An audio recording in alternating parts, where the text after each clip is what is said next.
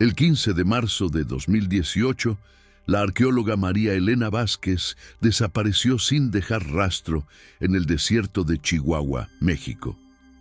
Durante 6 años, su familia creyó que había muerto por deshidratación o se había perdido entre las dunas infinitas. Pero en 2024, un ranchero en su lecho de muerte confesó una verdad que cambiaría todo lo que se sabía sobre este caso. María Elena no murió por accidente, y las autoridades mexicanas habían estado ocultando la verdad sobre su desaparición durante casi una década.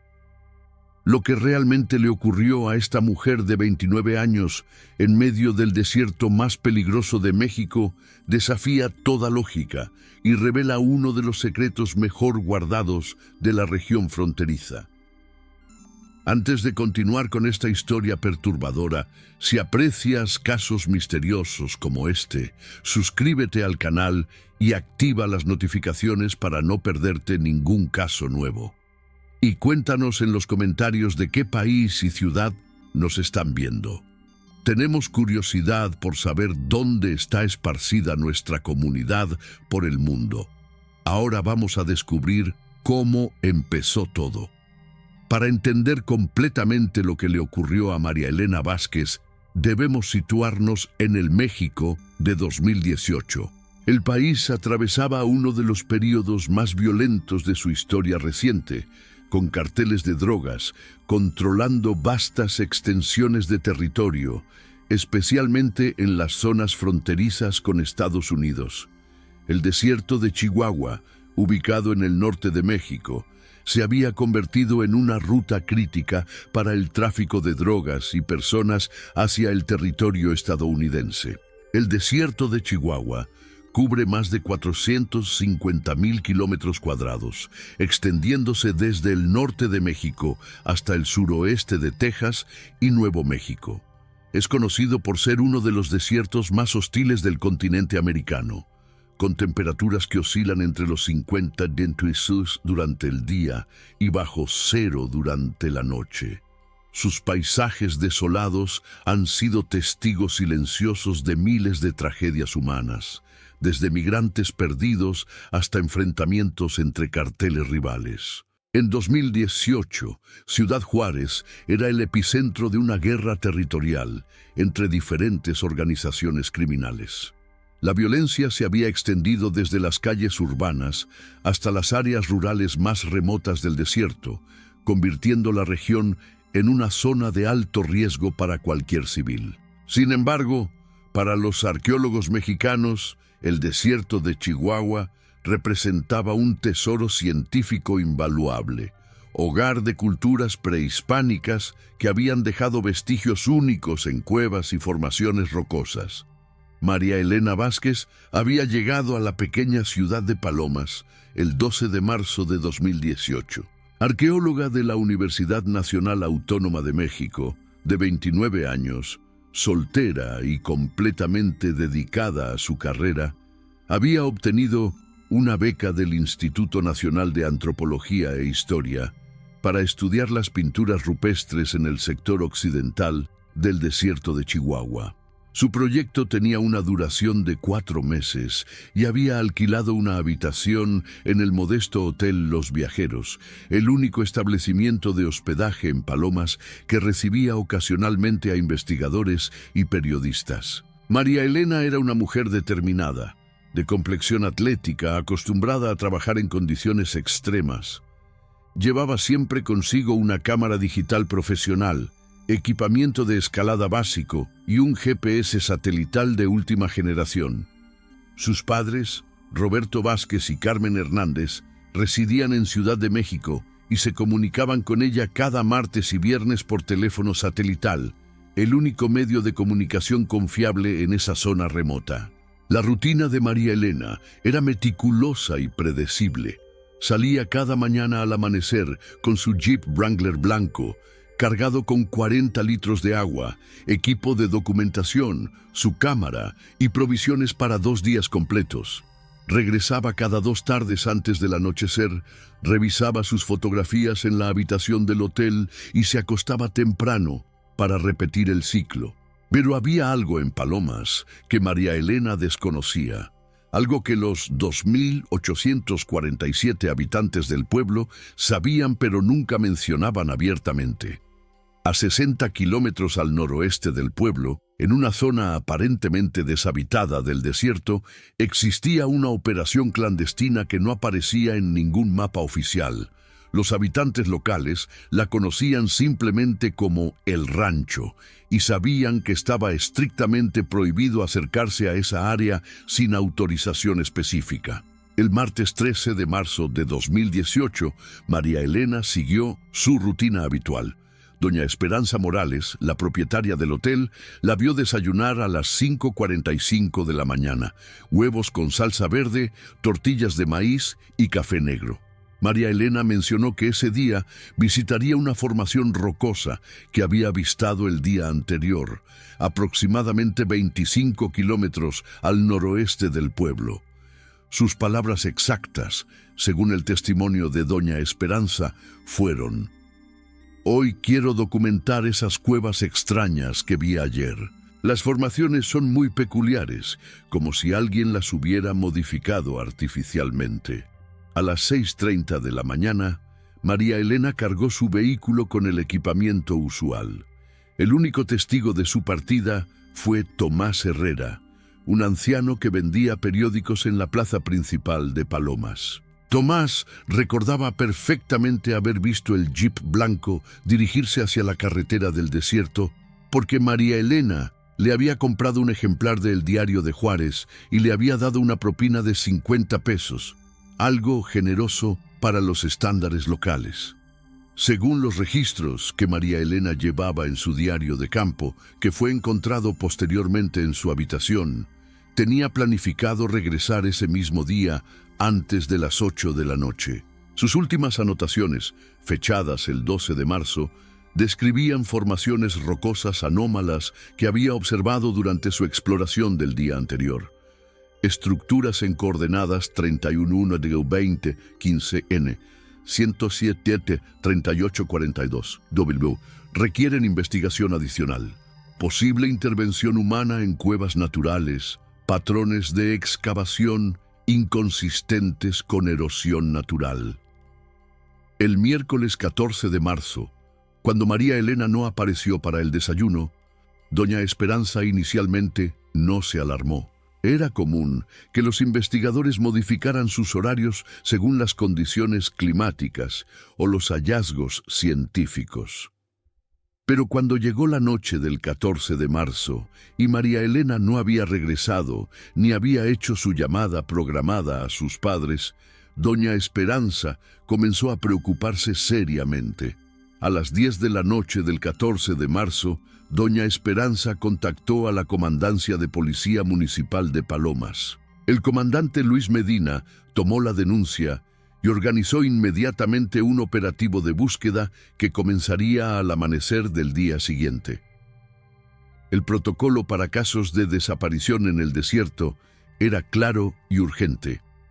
Cada hora que pasaba reducía exponencialmente las posibilidades de encontrar con vida a la persona desaparecida.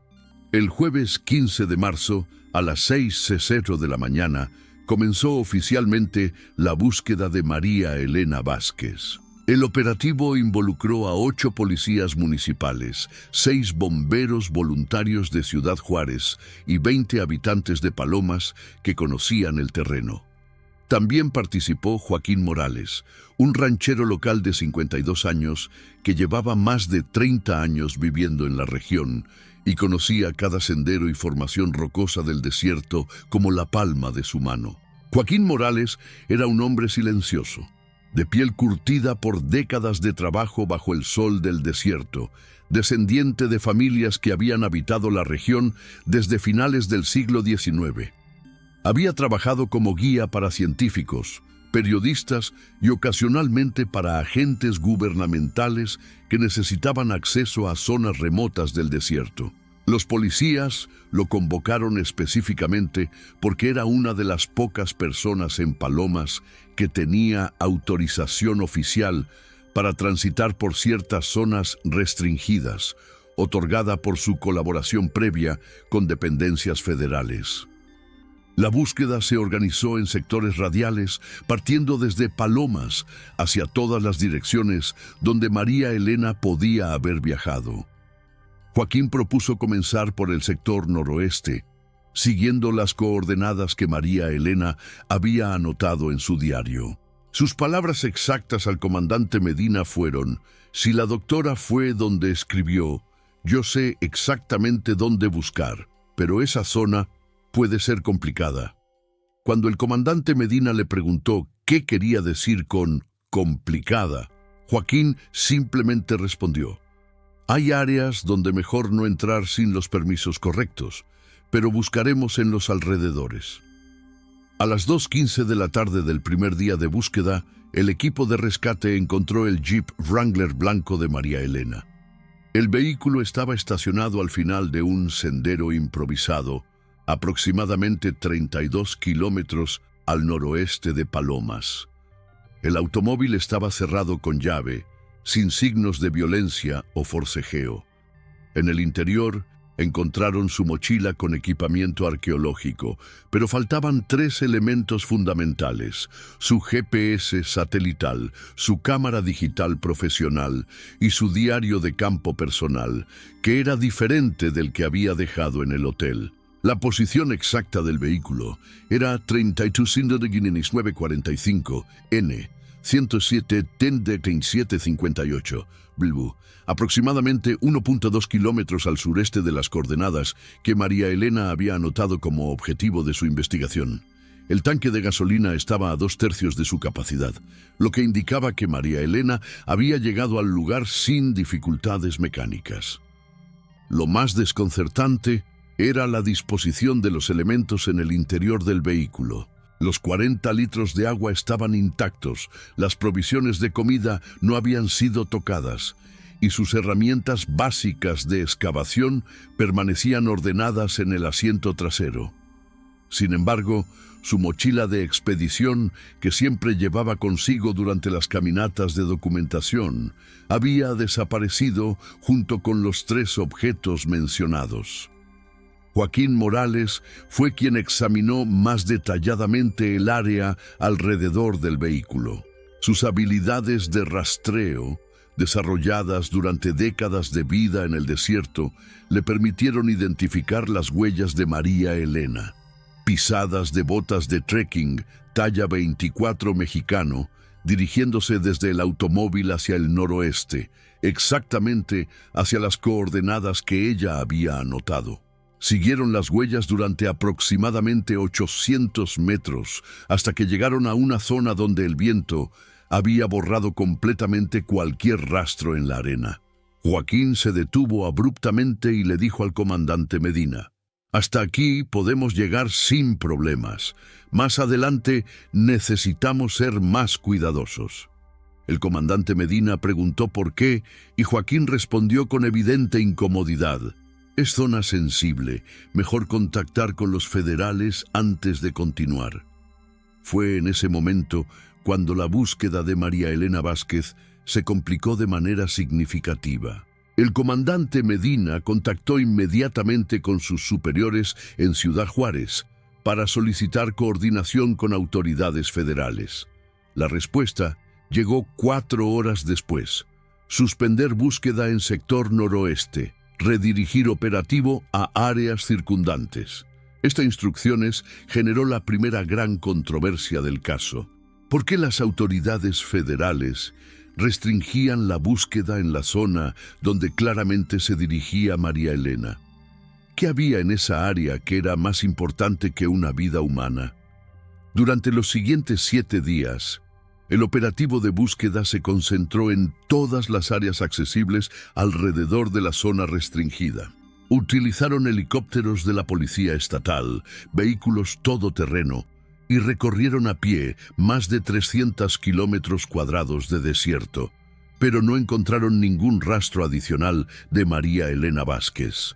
El domingo 22 de marzo, oficialmente se suspendió la búsqueda activa, María Elena Vázquez había desaparecido sin dejar rastro en el desierto de Chihuahua, y las únicas pistas conducían hacia una zona a la que nadie tenía acceso autorizado.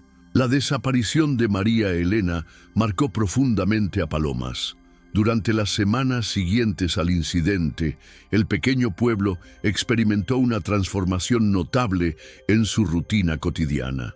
Los habitantes comenzaron a hablar en susurros sobre la arqueóloga perdida, y varios proyectos de investigación científica fueron cancelados por las universidades como medida preventiva.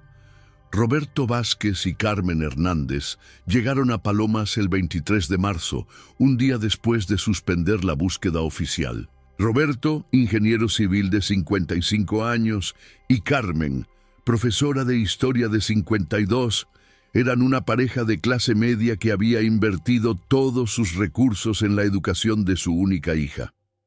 La pérdida de María Elena representaba no solo la destrucción de sus vidas emocionales, sino también el colapso de todas sus expectativas futuras. Durante su estadía de 3 semanas en Palomas, Roberto y Carmen se alojaron en el mismo hotel donde había vivido María Elena.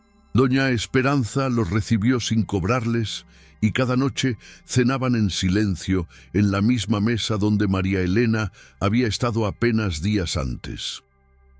Roberto, con su mentalidad analítica de ingeniero, comenzó su propia investigación del caso. Recorrió personalmente todos los lugares que María Elena había visitado, entrevistó a cada persona que había tenido contacto con ella y examinó minuciosamente sus notas científicas. Su obsesión por encontrar respuestas se volvió evidente para todos en el pueblo. El aspecto más frustrante para Roberto era la restricción federal de búsquedas en la zona noroeste. Cada vez que intentaba obtener información sobre esta área, se encontraba con respuestas evasivas o directamente con negativas rotundas. Sus contactos profesionales en Ciudad de México tampoco pudieron ayudarlo. Nadie parecía tener autoridad o conocimiento sobre las actividades que justificaban esa restricción en esa zona específica del desierto. Carmen, por su parte, desarrolló una conexión especial con Doña Esperanza. Las dos mujeres pasaban las tardes compartiendo recuerdos de María Elena, y Carmen encontró cierto consuelo en los detalles cotidianos que Doña Esperanza recordaba. Cómo María Elena siempre agradecía la comida con una sonrisa genuina, su costumbre de leer libros de arqueología antes de dormir, su preocupación por no generar ruido muy temprano en la mañana. Durante estas conversaciones, Doña Esperanza mencionó algo que no había considerado importante anteriormente. 4 días antes de desaparecer, María Elena había recibido la visita de un hombre que se identificó como inspector de seguridad ambiental. El individuo había preguntado específicamente sobre las áreas que María Elena estaba investigando y había mostrado particular interés en sus fotografías y notas de campo. Era un hombre alto, de unos 35 años, muy bien vestido para estar en el desierto, recordaba Doña Esperanza. María Elena me comentó después que le había parecido extraño porque no llevaba ningún equipamiento científico y sus preguntas eran más sobre ubicaciones específicas que sobre técnicas arqueológicas. Este detalle añadió una nueva dimensión al misterio. ¿Quién era este supuesto inspector? ¿Por qué había estado interesado en el trabajo de María Elena? Roberto intentó rastrear a esta persona a través de las dependencias gubernamentales que supervisaban investigaciones arqueológicas, pero ninguna tenía registro de haber enviado inspectores durante esas fechas. Joaquín Morales, el ranchero que había participado en la búsqueda, mantuvo un perfil bajo después del incidente. Los habitantes de Palomas notaron que había cambiado su comportamiento habitual. Antes de la desaparición de María Elena, Joaquín era conocido por su disposición para ayudar a visitantes y su conocimiento enciclopédico del desierto. Después del 22 de marzo, se volvió notablemente retraído y evitaba las conversaciones sobre el caso. Cuando Roberto intentó hablar con Joaquín sobre detalles técnicos de la zona donde habían encontrado el vehículo, el ranchero se mostró evasivo. Sus respuestas eran cortas y parecía incómodo discutiendo cualquier aspecto relacionado con la zona restringida. «Señor Vázquez, yo solo conozco las rutas seguras para civiles», le dijo Joaquín durante su única conversación extensa. «Hay partes del desierto que están fuera de mi alcance y prefiero mantenerlo así». Esta respuesta intrigó a Roberto, quien notó que Joaquín había usado la frase «prefiero mantenerlo así» en lugar de algo más natural como «no las conozco» o «no tengo acceso». Era una distinción sutil, pero significativa. Durante los meses siguientes, Roberto y Carmen regresaron a Ciudad de México, pero mantuvieron contacto constante con las autoridades de Palomas. Roberto escribía emails semanales al comandante Medina preguntando sobre avances en el caso, y Carmen llamaba cada martes a doña Esperanza para preguntar si había noticias. La respuesta era invariablemente la misma. No había nuevas pistas, no había avances, y las autoridades federales continuaban manteniendo restricciones en la zona noroeste. En agosto de 2018, 5 meses después de la desaparición, Roberto contrató a un investigador privado de Ciudad de México llamado Arturo Salinas. Arturo tenía experiencia en casos de personas desaparecidas en zonas de conflicto y había trabajado con organizaciones de derechos humanos en investigaciones relacionadas con el crimen organizado. Arturo viajó a Palomas en septiembre de 2018 y pasó 3 semanas investigando el caso desde una perspectiva diferente. Su primera observación fue que la zona restringida coincidía con reportes de actividad inusual que había documentado la DEA estadounidense durante 2017 y 2018. «Esto no es una restricción ambiental regular», le explicó Arturo a Roberto por teléfono. «Los patrones de actividad sugieren operaciones de gran escala, posiblemente relacionadas con tráfico transfronterizo». Arturo también descubrió que durante la semana de la desaparición de María Elena había habido un incremento significativo en la actividad aérea sobre la zona. Varios habitantes de Palomas recordaban haber visto helicópteros no identificados volando hacia el noroeste durante esas fechas, algo que normalmente ocurría solo una vez al mes. Pero la investigación de Arturo se detuvo abruptamente en octubre de 2018. Durante su 4ª visita a Palomas, fue contactado por 2 individuos que se identificaron como agentes federales. Le informaron que su investigación estaba interfiriendo con operaciones de seguridad nacional y le recomendaron encarecidamente que suspendiera sus actividades. Arturo, un hombre experimentado que había enfrentado intimidaciones similares en otros casos, reconoció que esta situación era diferente. No se trataba de amenazas directas, sino de una advertencia profesional que indicaba que había límites institucionales que no debía cruzar. «Roberto», le dijo a su cliente, «hay operaciones aquí que están por encima de nuestro nivel de acceso. Puedo continuar la investigación, pero debo advertirte que podríamos estar metiéndonos en problemas que van más allá de lo que podemos manejar». Roberto, devastado por esta nueva barrera, decidió suspender la investigación privada. No por miedo personal, sino porque había llegado a la conclusión de que su búsqueda podría poner en riesgo a otras personas inocentes como doña Esperanza o los habitantes de Palomas que lo habían ayudado. Durante 2019, la familia Vázquez Hernández vivió en una especie de limbo emocional. No podían hacer el duelo completo porque no tenían certeza sobre la muerte de María Elena, pero tampoco podían mantener la esperanza de encontrarla viva después de tanto tiempo en el desierto. Carmen desarrolló una rutina obsesiva. Cada martes y viernes a las 7 de la noche, hora en que María Elena solía llamarlos, se sentaba junto al teléfono durante exactamente una hora esperando una llamada que nunca llegaba. Roberto, por su parte, comenzó a documentar meticulosamente todo lo relacionado con el caso, creando un archivo completo con fotografías, testimonios, mapas y cronologías. En 2020, 2 años después de la desaparición, Roberto y Carmen tomaron una decisión que cambiaría sus vidas permanentemente. Se mudaron a Palomas, vendieron su casa en Ciudad de México. Roberto tomó retiro anticipado y Carmen obtuvo un traslado para enseñar en la pequeña escuela del pueblo. Su razonamiento era simple pero poderoso.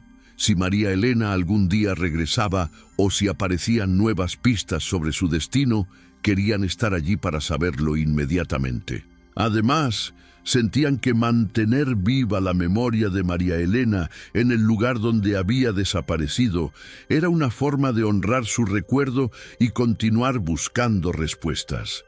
La decisión de los padres de María Elena de establecerse permanentemente en Palomas tuvo un impacto profundo en la comunidad local. Los habitantes, que inicialmente los veían como visitantes temporales unidos por la tragedia, comenzaron a aceptarlos como parte integral del pueblo. Roberto utilizó sus habilidades de ingeniería para ayudar con proyectos de infraestructura local, trabajando voluntariamente en la mejora del sistema de agua potable y en la construcción de una pequeña biblioteca comunitaria.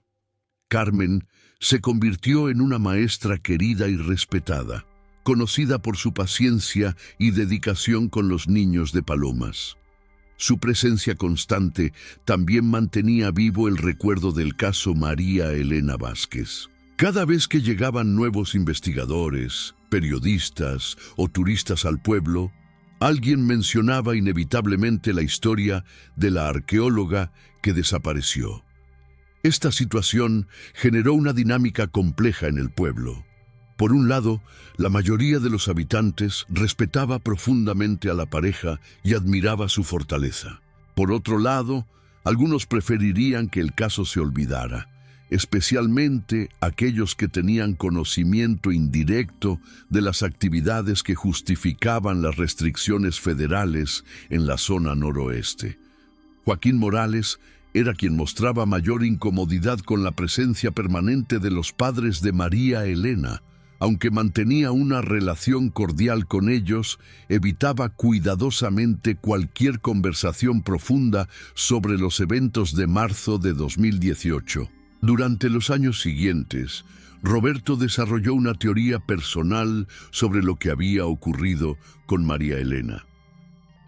Basándose en sus observaciones, las inconsistencias del caso y los comportamientos evasivos de ciertas autoridades, llegó a la conclusión de que María Elena había descubierto accidentalmente algo relacionado con operaciones clandestinas que no debía haber visto. María Elena era una científica meticulosa, explicaba Roberto a quienes estaban dispuestos a escucharlo. Era observadora. Tenía equipamiento preciso y documentaba todo sistemáticamente. Si ella anotó esas coordenadas específicas, fue porque había visto algo significativo. Carmen, aunque compartía las sospechas de su esposo, prefería no especular demasiado. Su forma de procesar el dolor era más práctica, se concentraba en ser útil para la comunidad y en preservar la memoria de María Elena a través de actos positivos. En 2022, 4 años después de la desaparición, Roberto y Carmen establecieron una pequeña beca de estudios en memoria de María Elena para apoyar a jóvenes de Palomas interesados en carreras científicas. La beca era financiada con sus ahorros y con donaciones de antiguos colegas de María Elena en la UNAM.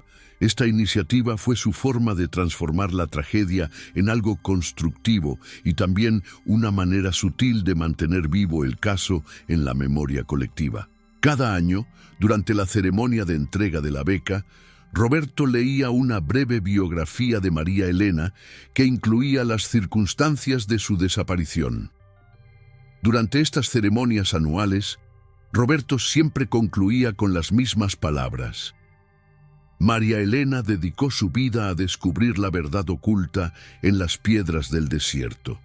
Esperamos que algún día alguien nos ayude a descubrir la verdad oculta sobre su destino. Estas palabras resonaban de manera especial en Joaquín Morales, quien asistía cada año a la ceremonia, pero se retiraba discretamente antes de que terminara.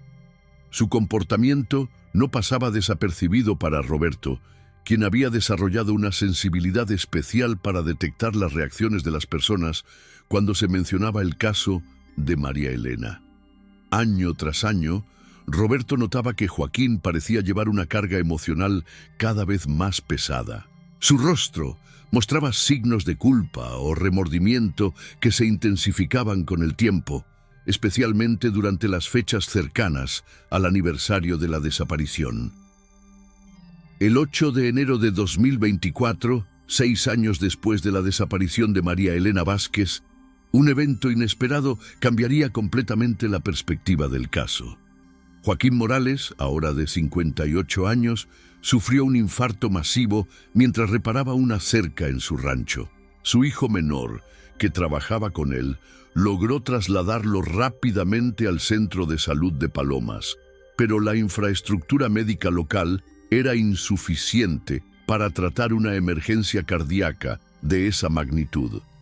Los médicos determinaron que Joaquín necesitaba ser trasladado urgentemente a un hospital especializado en Ciudad Juárez para tener posibilidades de supervivencia. Sin embargo, las condiciones climáticas ese día eran adversas. Una tormenta de nieve inhabitual había comenzado por la mañana y se intensificaba hora tras hora, haciendo imposible el transporte aéreo por helicóptero. El doctor Miguel Herrera, director del Centro de Salud local, tomó la difícil decisión de mantener a Joaquín en Palomas y hacer todo lo posible con los recursos disponibles. Era consciente de que las posibilidades de que Joaquín sobreviviera sin cirugía especializada eran limitadas, pero el traslado en esas condiciones climáticas sería aún más peligroso. Roberto Vázquez, que a los 61 años se había convertido en una figura respetada en la comunidad, se presentó en el centro de salud cuando se enteró de la situación de Joaquín. A pesar de los años de tensión sutil entre ellos por el caso de María Elena, Roberto sentía que era importante estar presente durante lo que podría ser el final de la vida del ranchero. «Doctor Herrera», le dijo Roberto al médico, ¿hay algo que yo pueda hacer? Joaquín ha sido parte de esta comunidad durante décadas y creo que no debería estar solo en estos momentos. El doctor Herrera, conociendo la historia entre Roberto y Joaquín, dudó inicialmente, pero ante la gravedad de la situación y la ausencia de familiares directos de Joaquín en el pueblo esa noche, decidió permitir que Roberto permaneciera en el centro de salud.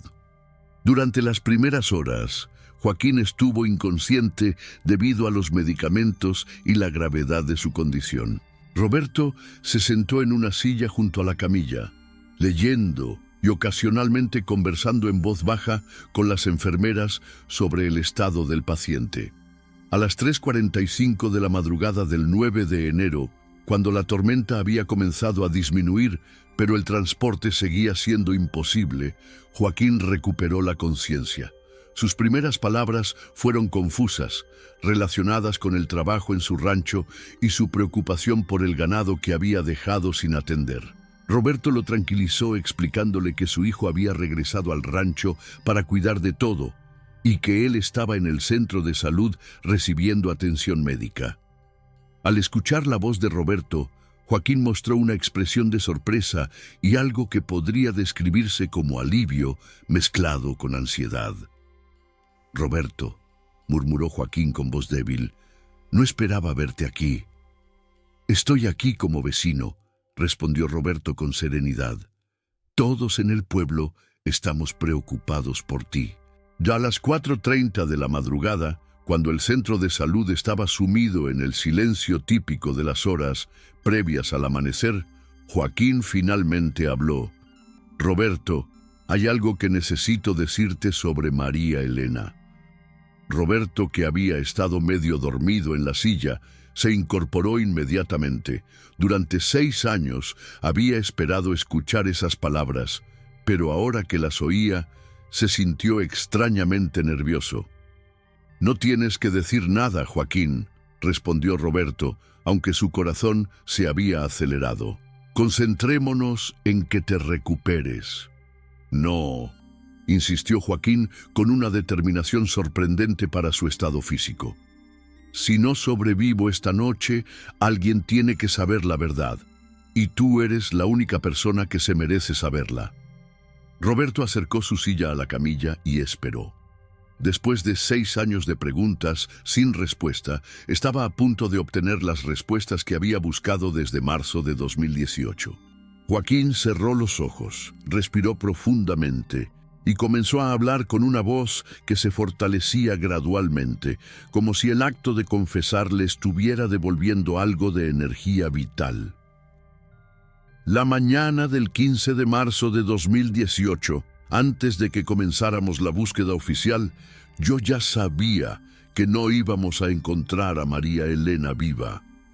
Roberto sintió que el mundo se detenía a su alrededor. ¿Qué quieres decir con eso, Joaquín?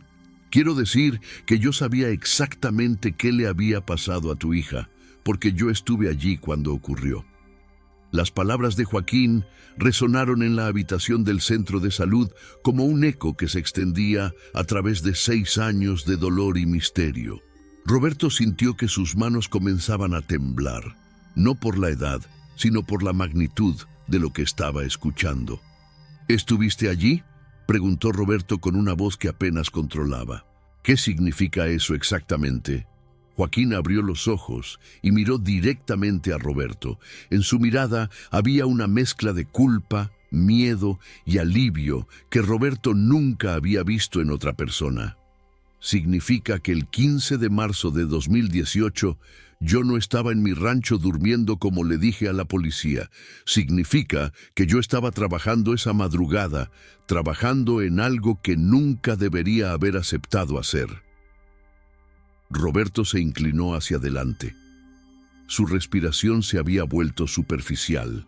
¿Trabajando en qué, Joaquín? ¿Para quién?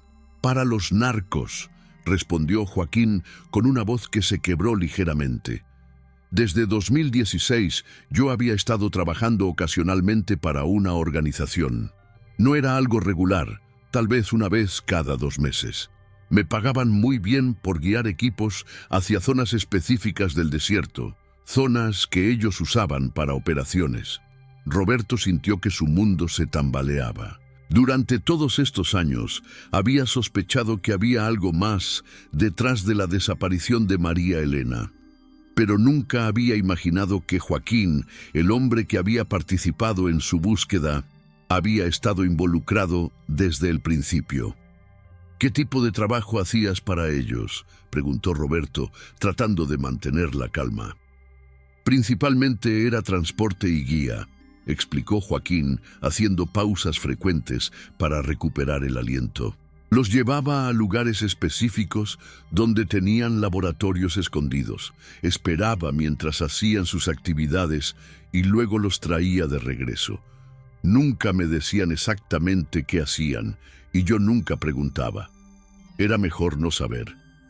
Pero el 15 de marzo fue diferente, continuó Joaquín. Esa madrugada, alrededor de las 4:00 de la mañana, recibí una llamada de emergencia. Me dijeron que había habido un problema y que necesitaban mi ayuda inmediatamente. Roberto cerró los ojos, preparándose mentalmente para escuchar detalles que había imaginado durante años, pero que nunca había querido que fueran reales. Cuando llegué al punto de encuentro, siguió Joaquín, había 3 camionetas y aproximadamente 6 hombres armados, pero también había algo más, el jeep blanco de María Elena y María Elena misma. ¿Ella estaba viva?, preguntó Roberto con urgencia, aferrándose a una esperanza que sabía era improbable después de tantos años. Joaquín hizo una pausa larga antes de responder. Sí, Roberto, María Elena estaba viva cuando yo llegué, pero estaba detenida. La palabra detenida colgó en el aire entre los dos hombres como una revelación terrible que explicaba todo y nada a la vez. ¿Detenida por qué?, preguntó Roberto, aunque parte de él ya comenzaba a entender la respuesta. Por lo que había visto, respondió Joaquín. María Elena había llegado a las coordenadas que había anotado y había descubierto uno de los laboratorios clandestinos. No solo eso, había estado tomando fotografías. Roberto sintió que su respiración se detenía completamente. ¿Un laboratorio? Sí, confirmó Joaquín. La zona que nadie podía mencionar no era solo un área restringida. Era donde tenían instalado uno de los laboratorios de procesamiento más grandes de la región. Estaba camuflado entre las formaciones rocosas, construido dentro de cuevas naturales que habían sido modificadas. Joaquín explicó que la instalación era mucho más sofisticada de lo que cualquier autoridad habría imaginado. Se extendía varios cientos de metros bajo tierra, con laboratorios químicos, áreas de almacenamiento y sistemas de ventilación que aprovechaban las corrientes naturales del desierto. María Elena había llegado allí siguiendo su investigación arqueológica, continuó Joaquín. Pero cuando empezó a examinar las cuevas y comenzó a fotografiarlas, los vigilantes la detectaron. Al principio pensaron que era una turista perdida, pero cuando vieron que tenía equipamiento profesional y que estaba documentando sistemáticamente el área, se dieron cuenta de que la situación era grave. Roberto se dio cuenta de que había estado conteniendo la respiración. ¿Qué hicieron con ella? La detuvieron cuando intentaba regresar a su vehículo, respondió Joaquín. Le confiscaron su cámara, su GPS y sus notas. Después revisaron todo su equipamiento y descubrieron que había estado documentando anomalías que podrían exponer la ubicación del laboratorio. El problema, continuó Joaquín con creciente dificultad para hablar, era que María Elena no era solo una turista, era una arqueóloga profesional con conexiones universitarias y con conocimientos suficientes para entender exactamente qué había encontrado. Roberto sintió una mezcla de orgullo y terror al escuchar esto. Orgullo porque su hija había sido lo suficientemente competente para descubrir algo significativo.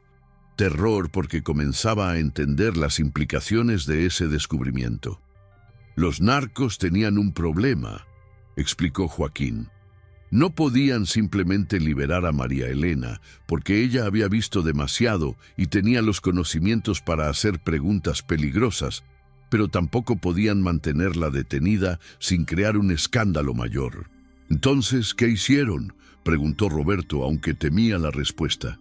Decidieron trasladarla mientras determinaban qué hacer, respondió Joaquín. Mi trabajo era mover su vehículo al lugar donde eventualmente lo encontraríamos para que pareciera que había desaparecido durante una exploración rutinaria. Roberto sintió que la habitación del centro de salud se desvanecía a su alrededor.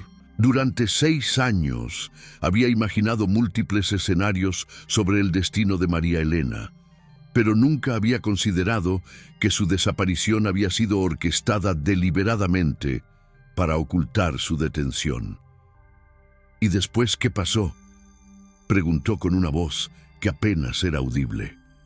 Joaquín cerró los ojos y Roberto pudo ver que estaba luchando no solo con el dolor físico, sino con la angustia de revivir estos recuerdos. Después, dijo Joaquín, participé en la farsa de buscarla, sabiendo exactamente dónde estaba.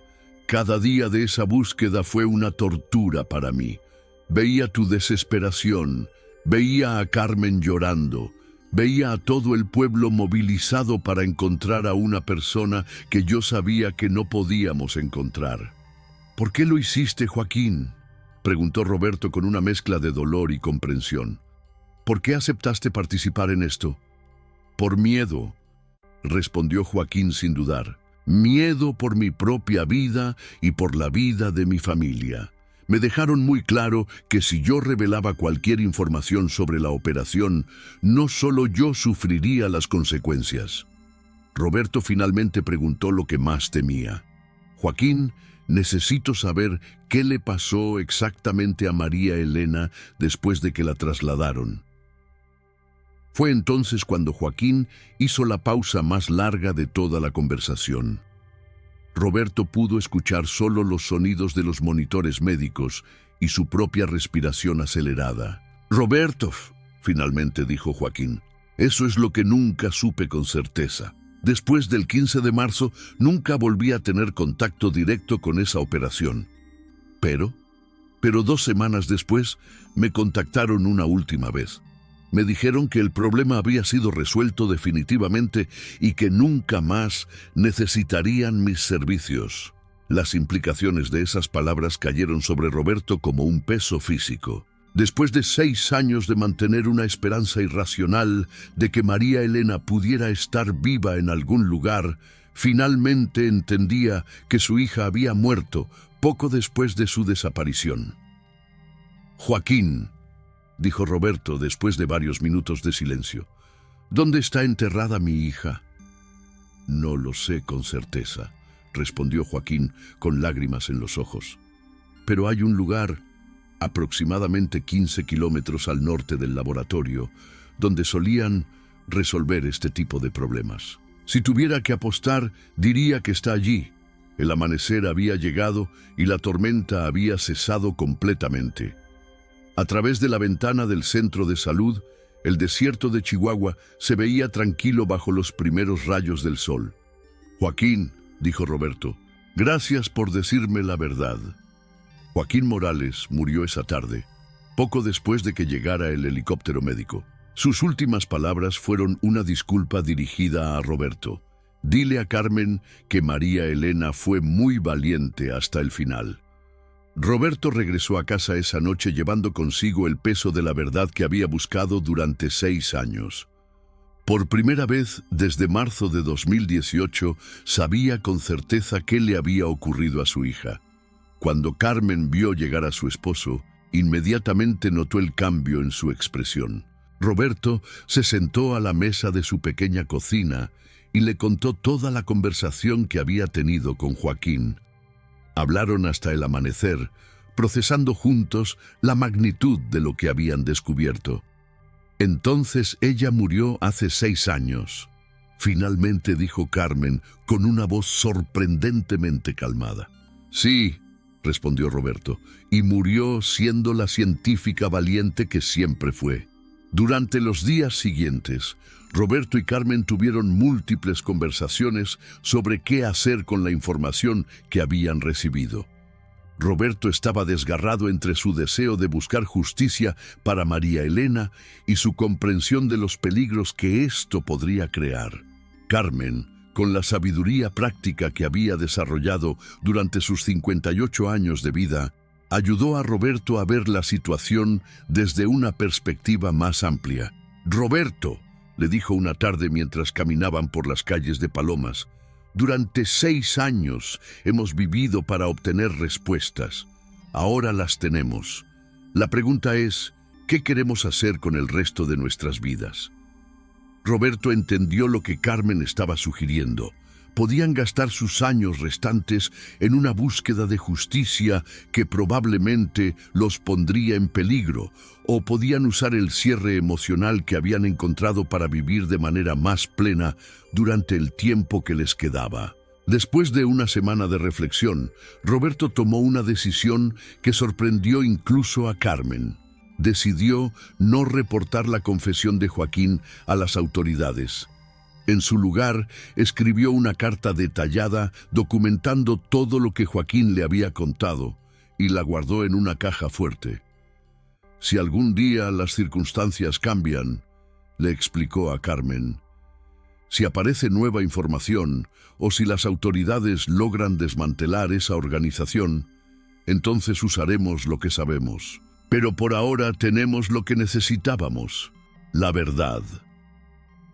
La confesión de Joaquín Morales no devolvió la vida a María Elena Vázquez, pero les dio a sus padres algo igualmente valioso: la verdad sobre su destino y la confirmación de que ella había enfrentado sus últimos momentos con la valentía que había caracterizado toda su vida. Roberto y Carmen continúan viviendo en Palomas, honrando la memoria de María Elena a través de la beca anual y su trabajo en la comunidad. Han encontrado una forma de paz que no habían creído posible durante los años anteriores. En algún lugar del desierto de Chihuahua, los restos de María Elena Vázquez aguardan el día en que puedan ser encontrados y recibir la sepultura digna que merecen. Pero sus padres ya no viven en la incertidumbre. Saben que su hija murió siendo la científica valiente y dedicada que siempre fue, y eso les ha dado la paz que necesitaban para continuar con sus vidas. Este caso nos muestra cómo los secretos del crimen organizado pueden persistir durante años, afectando la vida de familias enteras hasta que la conciencia y el coraje de una persona los trae finalmente a la luz. La confesión de Joaquín Morales no trajo justicia legal, pero sí trajo algo igualmente importante: la verdad. ¿Qué opinan ustedes sobre la decisión de Roberto y Carmen de no buscar justicia legal inmediata? ¿Creen que Joaquín hizo lo correcto al confesarse después de 6 años de silencio? ¿Y qué piensan sobre los peligros que enfrentan científicos e investigadores en zonas controladas por el crimen organizado? Comparten sus reflexiones en los comentarios. Este tipo de casos nos recuerdan que detrás de cada desaparición hay familias reales que merecen respuestas, sin importar cuánto tiempo haya pasado. Si esta investigación los impactó, no se olviden de suscribirse al canal y activar las notificaciones para no perderse casos similares. Den like si creen que historias como esta necesitan ser contadas y compartan el video con personas que puedan estar interesadas en casos de desapariciones y sus consecuencias humanas. La verdad, aunque llegue años después, siempre tiene el poder de sanar.